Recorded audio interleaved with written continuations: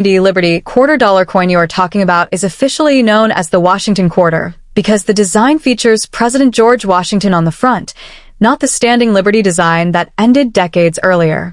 Many people believe there is a secret 1990 silver Liberty quarter worth millions, but the truth is more realistic and very important to understand before anyone gets too excited. The 1990 quarter made for everyday circulation at the Philadelphia Mint was struck in a copper-nickel-clad composition, not silver, and millions upon millions were produced. The obverse of the 1990 Washington quarter shows the familiar left-facing portrait of George Washington with the word Liberty above his head and In God We Trust beside him. On the reverse, you'll see the American eagle with outstretched wings, arrows in its talons, and olive branches below. This classic eagle reverse was used until 1998, just before the state quarters program began. Because this design was common for decades, most 1990 quarters you find in pocket change today are worth only their face value of 25 cents. However, where excitement begins is in the condition and rare mint errors. A 1990 quarter in ordinary circulated condition is not rare at all.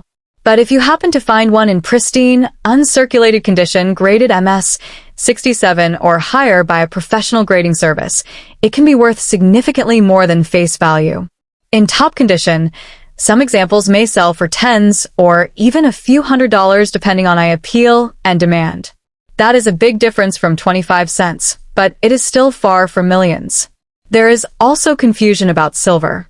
In 1990, the U.S. Mint did produce special 90% silver-proof quarters, but these were not regular Philadelphia circulation coins. They were part of special proof sets struck in San Francisco. A 1990 silver-proof quarter in perfect deep cameo condition can sell for a higher premium, sometimes $10 to $20 or more, depending on grading. But again, these are collectible premiums, not life-changing million-dollar treasures. Some collectors dream about dramatic mint errors such as double strikes, off-center strikes, broad strikes, or wrong planchet errors. If a genuine 1990 quarter were accidentally struck on a silver planchet intended for another coin, that would be extremely rare and potentially very valuable. Unique, dramatic mint errors can sometimes sell for thousands of dollars. But such pieces are extraordinarily uncommon and must be authenticated by reputable grading companies to confirm their legitimacy. It is important to understand that no verified record exists of a regular 1990 Washington quarter selling for millions of dollars. The coins that reach million-dollar levels in the U.S. coin market are typically historic rarities from the 1700s or 1800s, ultra-low mintage coins, or famous error pieces with documented history. A standard 1990 quarter simply does not fall into that category under normal circumstances. That said, coin collecting is still powerful. A high-grade, flawless 1990 quarter preserved from the day it was minted could be a desirable modern collectible. The difference between a worn coin and a gem-quality coin is dramatic. Luster, sharp details, and clean surfaces all matter. Collectors pay premiums for perfection, especially in modern coins where truly flawless examples are harder to find than people assume. If you believe you have an unusual 1990 quarter, examine it carefully. Check the mint mark P. Look for doubling in the lettering, inspect the rim for errors, and weigh the coin if possible.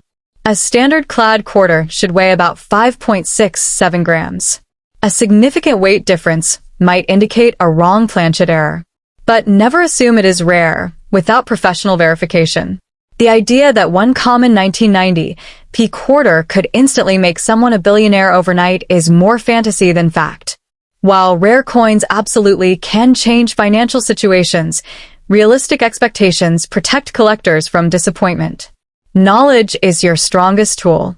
Understanding mintage numbers, composition, condition grading, and genuine rarity will guide you far better than viral rumors. In conclusion, the 1990 Washington quarter is a classic and collectible modern U.S. coin, but in most cases it is worth only face value unless it is in exceptional condition or has a rare mint error. It does not normally carry unimaginable million-dollar value. Still, Every coin has a story, and careful collecting can build wealth slowly over time. The real treasure is not just in the metal. It is in the knowledge, patience, and passion of the collector who understands what they truly have. When people hear the words 1979 Liberty Quarter, their imagination immediately starts racing with dreams of hidden treasure. But here's the truth you absolutely need to understand first. There was no regular Liberty Quarter minted in 1979 for circulation. The classic Washington Quarter design was already in use during that year, and it featured George Washington on the obverse, not the older standing Liberty design. That simple fact alone separates reality from rumor and protects collectors from costly mistakes driven by viral hype. The legendary Liberty design most collectors admire actually belongs to the standing Liberty Quarter, minted between 1916 and 1930. Those coins, especially in high grades or rare dates like 1916, can indeed be worth thousands or even more at major auctions, but they were never produced in 1979. So if someone is claiming a 1979 Liberty Quarter is worth millions just because of the word Liberty, that claim simply does not align with U.S. mint history. Now let's talk about the 1979 quarters that truly exist. In that year, the U.S. Mint produced Washington quarters at Philadelphia, no mint mark, and Denver, D mint mark. These were standard copper-nickel-clad coins, not silver. Regular circulated examples are worth face value, 25 cents. Even in brilliant, uncirculated condition, most 1979 quarters sell for only a few dollars. That may not sound dramatic, but it's the honest market reality. However, the story changes slightly when we discuss proof coins. The United States Mint struck special proof quarters in San Francisco for collectors. Some of these proof coins were made in 40% silver as part of special sets. In pristine, graded condition, especially with deep cameo contrast, values can climb into higher ranges. But even then, we are talking about hundreds of dollars in exceptional cases, not millions. So where do the million-dollar dreams come from? In rare circumstances, coins become extraordinarily valuable due to dramatic mint errors. A wrong planchet strike, a major off-metal error, or a one-of-a-kind production mistake could potentially push a coin's value far beyond normal expectations.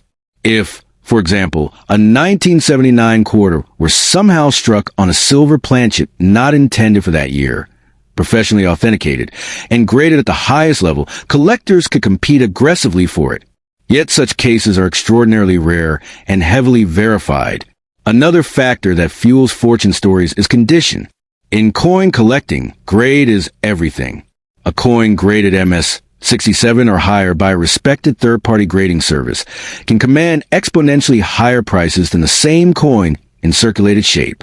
Tiny differences in luster, strike sharpness, and surface preservation can mean the difference between $1 and hundreds of dollars. But again, this is about condition rarity, not magical hidden millions in every pocket.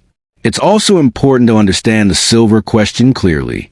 Standard 1979 circulation quarters are not silver. The U.S. stopped making regular silver quarters for circulation after 1964. Any claim that an ordinary 1979 P quarter is automatically silver and worth millions is simply incorrect. Only specific collector proof issues contain silver, and those were sold directly in sets. The real power of coin collecting is not fantasy, it's knowledge. When collectors educate themselves about mint marks, metal composition, mintage numbers, and grading standards, they protect their money and sometimes uncover genuine treasures. The excitement should come from careful research, magnified inspection, and professional authentication, not from viral promises of overnight billionaire status. That said, coins absolutely can change fortunes, but only in rare, documented, and authenticated circumstances. History proves that unique error coins and ultra-rare early issues have reached staggering auction prices.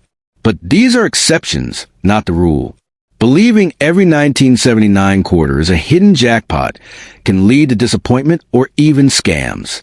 So if you have a 1979 quarter with a P mint mark, don't rush to spend it, but don't expect instant millions either.